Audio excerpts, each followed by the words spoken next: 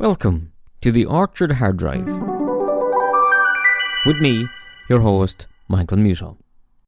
He was wearing a peak cap and wore a light brown leather jacket and black jeans. The boots were work boots, black. He looked up the road as if he was expecting something. Then he looked at his watch. Hands in his pockets, he went back to waiting. He could feel his legs getting tired. His feet were already tired. It was a long walk getting here. He looked up the road again and bared his teeth in the nines.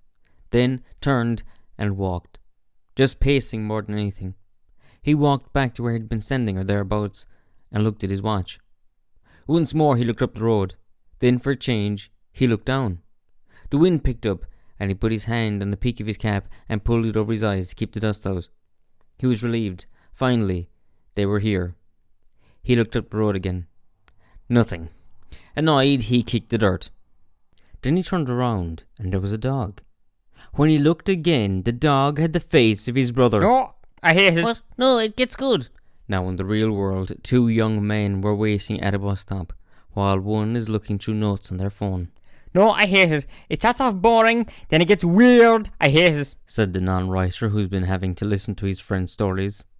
Colin, it's good. Wait, hang on. Listen to this. Said the writer, finding another half-finished story. Then he stood on the hill. The hill represented grief.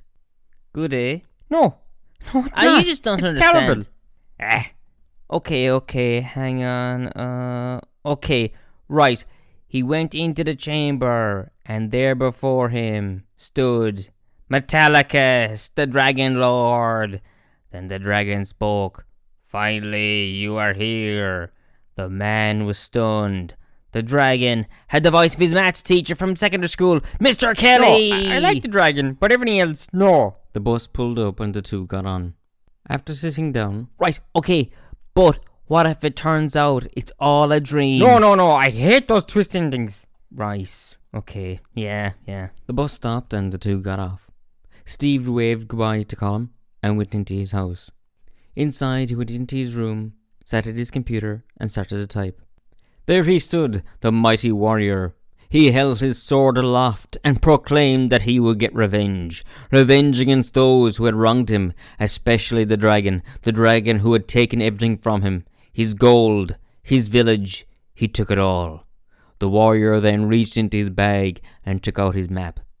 There, that's where the fiend lives, said the warrior, and set off on his quest. Oh no, this isn't it, said Steve. I need an ending or something, or even just a beginning. I don't know. Steve turned off his computer and went to bed. Steve woke up on the side of a dirt road. He looked around. There was nothing but dry dirt as far as he could see. He had no idea how he'd somehow fallen asleep in his bed, only to wake up here. There you are, said a voice. Steve looked behind him and couldn't believe it. It's you. You're the guy from my story. Story? I've no time for any story. We've got work to do. Get up. You've kept me waiting here for hours. Go on, get up. And pulled Steve onto his feet. Steve was in a daze. Is this a dream? asked Steve. Huh? Replied the man with the peaked cap. Steve repeated his question. Of course it's a dream. You think dragons are in the real world? Didn't you just fall asleep? Come on, I thought you were at least kind of smart. Steve couldn't argue. Of course it was a dream. As soon as he'd said it, it had made sense. What's your name? asked Steve. How should I know? It's your dream, said the man in the peaked cap. Oh, yeah. Buck? Fine. The newly named Buck nodded in the direction, and they started to head off. Steve looked around. It was a vast desert. Nothing really there. No plants. The mountains in the distance.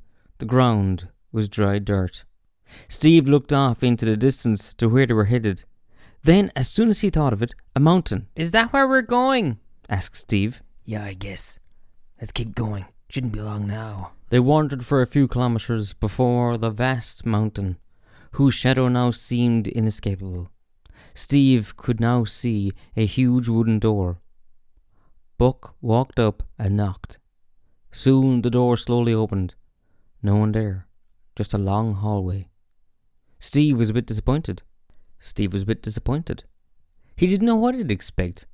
But before he could say anything, a huge humanoid beast roared into the faces of the heroes. They ran. Steve could feel the creature behind them chasing. The sound of each step pounded, causing the ground to shake. He could feel its breath on the back of his neck.